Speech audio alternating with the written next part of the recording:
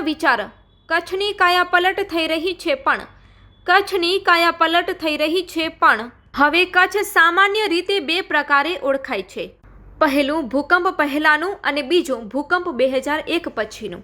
આજે કચ્છ પ્રદેશનો ટાઉટ કચ્છડો કામણગારો અને શોભાવાળો લાગે છે તે વાત નિશ્ચક છે. કચ્છની કાયાપલટ થઈ ચૂકી છે પણ કચ્છના લખપત જેવા તાલુકાને છૂટ પર વિકાસ સિવાય શું મળ્યું છે તે પ્રશ્ન વિચારવા જેવો છે. આજ કચ્છનો મોટા ભાગનો વિસ્તાર વિકાસ મીઠા ફળ ચાખી રહ્યો છે. વાગડનો સુરસુદૂર ખડીર પણ વિકાસ માટે હકદાર છે.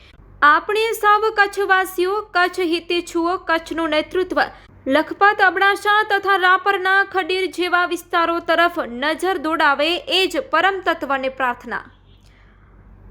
Editor H. J. સોની.